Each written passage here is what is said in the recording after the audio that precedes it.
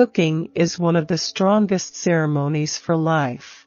When recipes are put together, the kitchen is a chemical laboratory involving air, fire, water, and the earth. This is what gives value to humans and elevates their spiritual qualities. If you take a frozen box and stick it in the microwave, you become connected to the factory. As a teacher, I realize that what one learns in school doesn't serve for very much at all, that the only thing one can really learn is self-understanding, and this is something that can't be taught.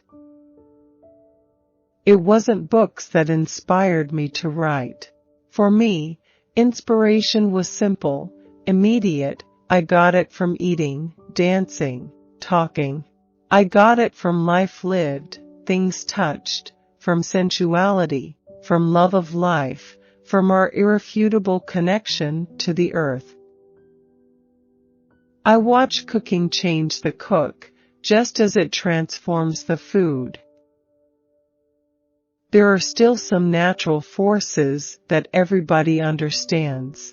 Technology and industry have distanced people from nature and magic and human values. Tradition is an element that enters into play with destiny, because you are born into a particular family, Jewish or Islamic or Christian or Mexican, and your family determines to some extent what you are expected to become. And society is always there attempting to determine the role we will play within it. I wanted to share my doubts and my culinary, amorous, and cosmic experiences.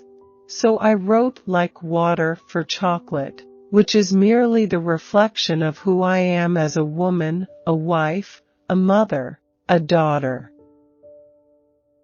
The only way to find peace is when you are not separated, when you are not fighting, when you part of the whole. When I cook certain dishes, I smell my grandmother's kitchen, my grandmother's smells. I thought, what a wonderful way to tell a story. Progress makes us lose the feeling of a ceremony that cooking should have.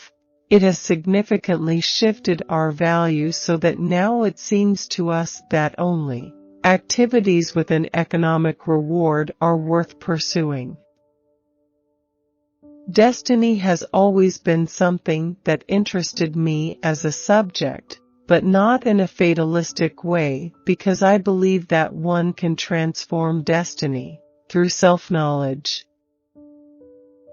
Many people think spending an hour or two in the kitchen is a waste of time, but it is a good investment in your spiritual development. The kitchen is where we deal with the elements of the universe. It is where we come to understand our past and ourselves. We know that the hardest work is to keep yourself open to the world that technology hasn't tamed. For me, love is the most important force. It moves the universe. I believe very much in sensual powers as a means of obtaining understanding. What others call magic realism is normal and an everyday thing to me. You'll have to forgive me this boldness, but I think women are very fortunate that men exist. The gods are very wise, and certainly knew what they were doing. They created the sun and the moon, light and darkness, the eagle and the serpent, all for the same reason. They are perfect complements and the mechanism we use to reach heaven. Technology and industry have distanced people from nature and magic and human values. What has never changed, what is always present, and what is, in the end, what sustains us is that energy that I talk about in Like Water for Chocolate, that loving energy. Without that, I wouldn't have had the strength to keep going and enjoy life. I am always interested in that relationship between outer reality and inner desire, and I think it is important to pay attention to the inner voice, because it is the only way to discover your mission in life and the only way to develop the strength to break with whatever familial or cultural norms are preventing you from fulfilling your destiny. What I find sad is that the New Age movement is primarily a commercial undertaking, but it is answering to a human need. The only way we'll know where we're going is to look at the past and to remember who we were through ceremonies and rituals. As a very young girl, I understood that the interior activities of the home are as significant as the exterior activities of society. In film, you can use images exclusively and narrate a whole story very quickly, but you don't always so easily find the form in cinema to dig deeper into human thoughts and emotions. And in a novel, you can much more easily express a character's inner thoughts and feelings. I can't speak for readers in general, but personally, I like to read stories behind which there is some truth, something real, and above all, something emotional. I don't like to read essays on literature. I don't like to read critical or rational or impersonal or cold disquisitions on subjects. I grew up in a modern home, but my grandmother lived across the street in an old house that was built when churches were illegal in Mexico. She had a chapel in the home, right between the kitchen and dining room. I acknowledge the four elements: water in the north, incense to recognize the air in the east, flowers for the earth in the south, a candle for light from the west. It helps me keep perspective. I started knitting in the Congress, and it was a scandal, like big scandal. I was pretty much a hippie.